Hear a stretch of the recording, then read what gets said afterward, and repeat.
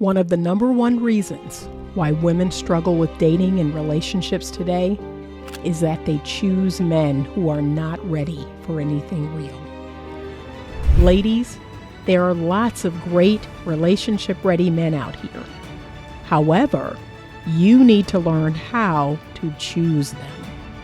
I wrote this book to teach you how to do just that. Get your copy of Choose Well, a simple formula to determine the best man for you on Amazon today. Good morning. It is early on a Saturday morning. We're going to see who's going to join me. And I understand because I have to be at the office at 9 o'clock. Well, I try to be there by 8:30. My first client is at 9 on Saturday morning. And I pretty much work every Saturday morning. Every now and again, I will take off a Saturday morning to go hiking. But that's rare, if I'm being honest. I usually get my hikes in on Sunday, and Sundays and Mondays are my days off. So I'm up early on Saturday morning, but if I'm being honest, I'm up early every day. I'm up early every day, but I am up early on Saturday morning because I have to be in the office. So good morning, good day. Yes, I got my pumpkin spice latte. It's my first pumpkin spice latte of the season. And I wanted to come on and talk briefly, because I don't have a lot of time, about marriage. Marriage must have purpose. One of the things that I've seen throughout the years, so I've been a licensed professional counselor for 10 years. And I have been married before. That was over 20 years ago. And so I have been involved in like marriage ministry at my church. And I have been a relationship scientist for 25 long years. I have been reading books. I have been attending seminars. I have been going to workshops. I have been listening to all kinds of clinical research and podcasts and YouTube videos by other clinical people. I have studied relationship science for over 25 years. A big part of that research was trying to figure out my relationships, trying to understand my relationships, my marriage. I am very passionate about marriage, and I am very passionate about healthy relationships. People who know me know that. Okay?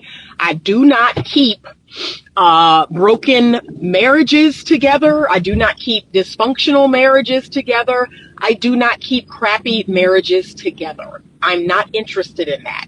I did not rack up all these student loans and study all these hours and write all these 20-page papers to keep toxic, dysfunctional people married. So that's something to know about me. Sometimes people will, feel away when I don't take them on as clients or when I let them go as clients, because I'm like, hey, you all don't want to have a healthy relationship. You have every right to do that. Just don't come back in here. It's a complete and utter waste of my time. Nothing irritates me more than a couple that wants to keep staying in their dysfunctional cycles and wants to come to therapy. Like, you can check that box somewhere else. Don't come into my practice. So y'all, that's why I need to work for herself. So I can fire people or say, you know what? I don't see any growth. I don't see any change. I see y'all still doing the same stuff you've been doing. And guess what? You're not welcome in here anymore. You can go to somebody else, and I'm happy to refer you to them. But you don't need to keep coming in here with this mess. It annoys me. It absolutely annoys me. So that's why I work for myself. So I have the freedom to do just that. Back to the subject. So one of the things in the 25, 30 years that I've been, trying to learn about relationships and trying to learn about marriage, one of the things that I have seen as a pattern, I've noticed this over and over and over. Good morning. Good morning. Is that when there is no purpose in the marriage, those marriages falter. When there is no purpose in the marriage, there's no reason for us coming together and getting married. When you don't have that, the marriage will falter. The foundation is kind of shaky. It's like, okay, so what is the point? Come on, y'all. I'm trying to get through this light because it's a fire truck coming up behind me. I'm trying to get through this light. Like, come on, y'all. Come on, come on, come on. And look, hopefully the fire truck ain't turning. Is it turning? Is it coming behind us? Okay. No, yeah, it's going straight. Because I was like, I got to make this light. But I see so many couples get married, and what do they say? Well, and look, it'd be a lot of twisted answers in this when I say, so what made you get married? Like, what made you finally decide to get married? It'd be some good answers, some wholesome answers. It'd be some twisted answers, right? Like, well, I mean, we had been together for X amount of years. I figured, why not? Well, I mean, we love each other. We love each other. We have fun together. We like being together. Well, we got these kids. Well, we was long distance and we decided, something had to change. Like I hear a lot of answers, y'all. A lot of answers to the whole why did I get married question, right?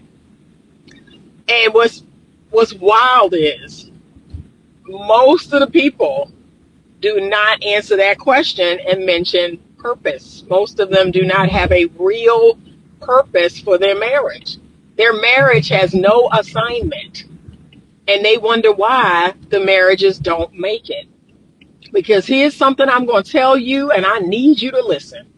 If you are younger than 40 or 45, I'm going to say this. If you're younger than 40, let's say that.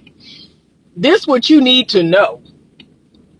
All them strong feelings that you have right now about that person, all the strong feelings, the love, the lust, the limerence, all the L feelings, you don't believe this right now, but as a person who's older, right, you don't even believe what I'm about to tell you, but those feelings are going to wane.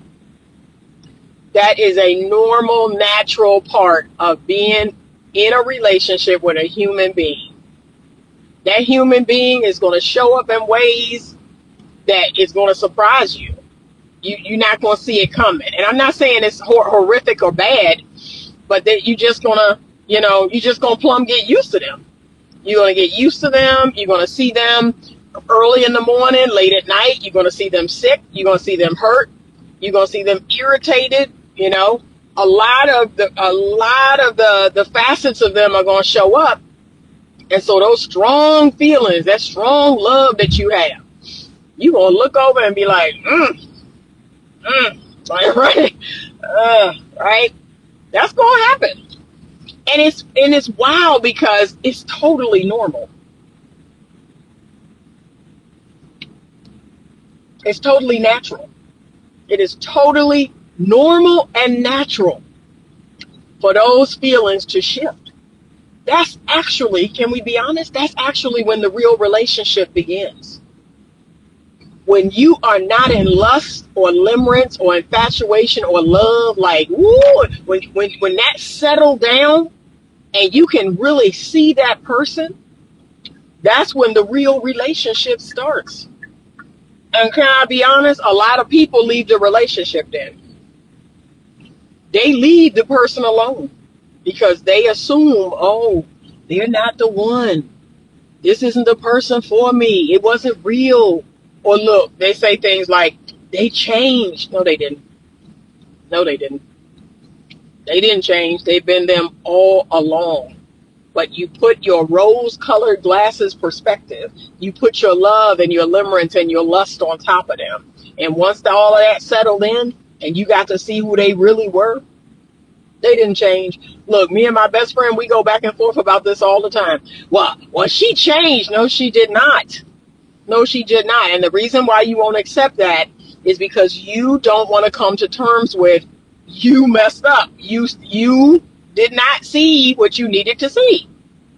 That's your pride won't let you do that. Your pride won't let you accept, oh, I kind of messed up on this one. I really didn't see this person the way I should have, or I really didn't see. That's all. But just go ahead and swallow that jagged little pill that, yes, your lust, your limerence, your love, your infatuation, it painted this person green when there was some red in there. But that's going to settle down. Okay, somebody bought a badge. Pure_soul. Thank you so much. I appreciate it. Thank you for buying a badge. Okay, but that's going to simmer down. Do not panic. That is not a sign that the person is wrong or bad or, oh, they're not the one. It's not. It's called real. It's called real love. It's called real relationship. And a lot of people today don't have a clue what that is. It's a real relationship now. That's when the real relationship is starting. When all the little butterflies and all the little tummy flips and when all that stops, that's when the relationship is now real. Okay? And honestly, that's going to be most of the relationship. The butterflies and the limerence, that stuff, it'll come back. It'll come and go. But that is not the stable foundation of the healthy relationship. And because marriages need purpose, they need a higher purpose to really provide that gas. They have to have, it's a reason why. What is the reason why we came together? You have to be able to define that. And it cannot be based on just pure love.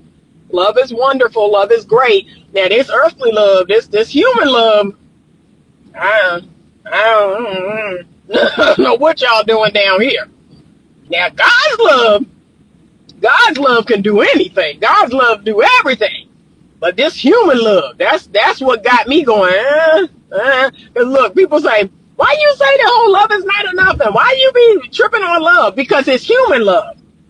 And y'all, y'all don't know what y'all doing. Y'all don't know how to love people.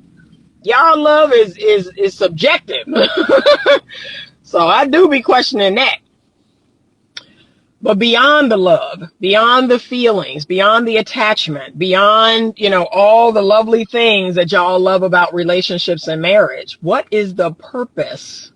What is the purpose of you all coming together? You really need to define that. You got to figure that out. Because if you don't, when that other stuff fails you, the relationship is over. Okay? The relationship's over. In your head, if you have too many bad days strung together, the relationship is over. So marriages need to have purpose. And marriage is such an amazing assignment. It is such an amazing ministry. It has to have a purpose. How about this? Marriage has to have a mission statement. You need a mission statement. Okay? The next time I get married, we will sit down and we will create a mission statement. What are we doing? What are we doing? She said, why are you up so early, Anita? I'm still in bed. I have an appointment at 11. I have to be at the office at 8:30. So 8:30 every Saturday morning. I have to be here. First appointment at 9. D Top Boss says, I want to marry you. Man, you don't know me. Okay? You don't know me. That's sweet, but you don't know me. You don't know all of Anita's ins and outs and ups and downs. But the marriage must have an assignment. And if it does not, it will falter. It will falter. Can I be honest with y'all? You can't do marriage in your own strength. You can't do marriage based on your feelings. You can't do, in my opinion, you can't do marriage without God and the Holy Spirit. You got to have something supernatural, stronger than you. Okay? You can't do marriage without God's Holy Spirit, because it is a magnanimous feat to be married and stay married. Okay? It's not a joke. And how about this? Let's sprinkle this on top of it. You can't raise no kids. You can't raise no good, healthy, whole kids without God and the Holy Spirit. And that's with the man and the woman. That's with mama and daddy. You still need the Holy Spirit. Because when I tell y'all, Like I always say, and look, the little single people and the child free people get mad. They get mad when I say this, and I'm gonna still say it. Nothing forges your character. Nothing forges your character like getting married and having children. You're not the same person. And this whole idea of, oh, I can mature, I can be a great person. Okay, I'm not disqualifying you. But people who've been married, people who have children, we built different. We built different, baby. Especially those of us who were good in our marriage and good parents, we built different. We built different. Sorry, but you're not gonna come up against that. We just built different. These folks out here now that unmarried and don't have no kids and making all these videos about how fantastic life is and how they get to do whatever they want and this and that. Okay. And again, you're telling on yourself. I don't have any real responsibilities. I don't have any real, thing to really, sacrifice or suffer for. And yeah, I did use those words. I have sacrificed and suffered, long suffering in my marriage and with my children, because even the Bible tells us that's what builds character. It's not an easy skip through the meadow life. It's not I ain't never had nothing hard happen to me. I ain't never been through nothing. No, I'm forged in fire. Okay? So these little dinks, the double income, no children people, no kids people, and then that's the married people that ain't got no kids, and then you got the single people that ain't got no kids. Baby, ain't nobody jealous of you. Ain't nobody jealous of you. Don't nobody want your life. I'm forged in fire. Okay? I'm successful in this life. And me being married and me having children was a big part of that. That's why I work for myself. That's why I have 2 successful businesses. Okay? So ain't nobody jealous of you.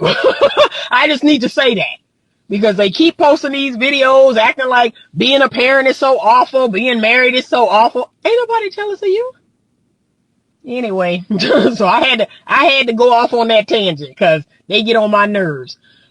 So you're divorced now? Yes, 21 years. That was 21 years ago. But I'm gonna be honest with y'all. That marriage taught me a whole lot. So much so that now I have to make the right choice. I have to make the right choice. I can't jump in no another marriage. And look, people always, well, in 21 years, you ain't found no husband? I found 2 men. One man wanted to marry me. One man I wanted to marry. And it did not fit. Like it did not fit. It was one person wanting to marry me that I did not want to marry. It was one person I wanted to marry that wasn't ready to marry me. So it just did not fit. Both great men, both great guys. We just couldn't fit. We couldn't fit together. So, but no, I don't be out in these streets like that. I don't be out in these streets just, looking for a husband and ready to marry anybody. I don't work that way. Marriage is serious business to me. I think dating is serious business. Y'all out here dating like it's an Olympic sport. Some of y'all got several gold medals in dating, several gold medals in sleeping around. So, Anita, don't be out here like that. Okay? Access to me is exclusive. All right? VIP exclusive is Anita. Okay? So everybody, it's that velvet rope. Everybody can't get in. Anyway. How's Lucy? She is still, y'all, just training this dog. Now she tearing up the outside mats. Training this dog, y'all. That's what, and how about that? So the husband, the children, I have had since, let's see, in the last 20, 30 years, let's say in the last 30 years, I have had 5 cats and 5 dogs. So you talk about responsibility. I had to take care of a husband. I had to take care of children. I had to take care of the pets. Yes, in the last 30 years, 5 cats and 5 dogs. So I have been forged in fire. Like, seriously. And this dog, this new one, is adding to my character. Like she creating patience, long suffering. I need to be kind. I need to be full of joy. Like all the fruits of the spirit is coming out of this dog. So she is 1 year old. She turned 1 year old this month. So yep, she turned one. And look, the dog trainer said, and you got another year. You got a whole another year of this foolishness. I was like, what? Huh? He said, yeah, it's going to be about another year. So y'all pray for me. Pray for me with the dog, y'all. Okay? But marriage must have a purpose. Now I'm going to give y'all some purposes and then I'm going to jump in here because I'm sitting out in front of my building. You ready? Here are some of the wonderful purposes that a lot of wonderful couples have shared with me about their marriage. You ready? Our purpose is to have children and create a family and create a legacy for our family. And we want to raise those children to be good, wholesome, healthy individuals. We want to put good, healthy people out in the world. That's a wonderful purpose. That purpose will need to shift once those children are grown. So I had one older couple tell me, well, that was our first purpose. Our second purpose was our ministry. We got involved in a ministry in our church. So that was our second purpose, was our marriage ministry. Then our third purpose was traveling the world together. See? They sat down, they came up with a joint purpose, and that's what we here to do. I've had people say, our purpose is in creating generational wealth. So he and I started this business together. He works full-time, I work full-time, but we started this business. The business started to grow. I quit my job to go in the business full-time. Then he joined me, and now it's a family business. That's a wonderful purpose. But there must be a reason why we are doing what we're doing. And if I can be so honest, most people in today's society, they don't know why they're doing what they're doing. They don't have no reason or rhyme or anything else to what they're doing, why they're here, what they're doing in life. And that's a problem. That's a problem. People ask me all the time, how is it you stay so positive? How is it you stay, in this positive mind state, and you uplift people and you encourage people? And I've never really seen you be depressed. I've never really seen you get anxious. How do you do it? I have purpose on my life. I know why I'm here. I am in my assignment. That assignment wakes me up early in the morning. Sometimes that assignment wakes me up in the middle of the night. That's how powerful that assignment is. Most people on earth do not have an assignment, do not have a purpose, do not have a reason why they're doing what they're doing. Not at all. They are a speck on this blue marble out in the universe, and they are just floating through life, doing whatever, going wherever, and wondering why they feel so empty. And this is why I tell these single, no children having people, we need purpose. You need to have something bigger and greater than you. And yes, that could be your marriage. Yes, that could be your children. Yes, that could be your ministry, your business, or anything else. But you have to have purpose. You have to have purpose. And the most depressed people, the most anxious people, can I be honest? And these are the people I see. They ain't got nothing going on. They ain't got nothing going on in their life. They don't have a clue why they here. They feel worthless, hopeless, helpless. And so I help give them direction. I put some sort of assignment on their life, and then I ask them to come up with other assignments. But you have to have something. You cannot just be here like, no, I have something. Okay. I have something. And your marriage needs something. Here's another one. I had a couple come together and they found out the wife couldn't have children. They said, well, our assignment is to start a nonprofit. We started this nonprofit together. We support single mothers. We support if single fathers need assistance. They are running a $2 million nonprofit now. They have a formal fundraising party, like a fancy black tie party every year. They invite me every year. And this is what 6 years of marriage has produced. Talk about good results. And so now she's like, I'm strongly considering adoption. We're praying about it. We're trying to figure it out. I've strongly considered adoption, but they created this nonprofit foundation to help single parents, to say, okay, there are people who have children in the world and they're not a dual income or dual parent household. Let's help them. Let's give back. That is an amazing purpose for their marriage. They did that together.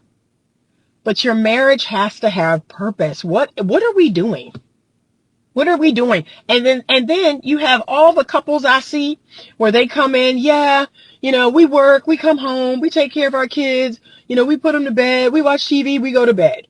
And they do that for 30 years, 20 years, 50, whatever. No purpose, no rhyme, no reason. And they wonder why, and what y'all hear, the stories about how marriage sucks and this and that and blah, blah, blah. That's why. You have no assignment. You have no assignment on your marriage. You have no assignment on your relationship. So please stop believing this whole, I stopped wanting to get married because married people are miserable. And there's a reason for that. Knowing your why is crucial. It sets the tone for everything. Thank you, Pure Soul. Let me see if there's any others. Evolving Lulu 74 says, I'm about to be 50 and don't know my purpose. It's so pathetic. I want you to find it though. What is your assignment? What are you put here to do? Uh-oh. I'm sorry. My video is glitching. Okay. So figure out what that is. But marriages must have purpose. All right. Have a great morning. I'm running in here because my appointment is going to start in 6 minutes. Have a great Saturday. Thank you so much for watching. And as always, stay open to love.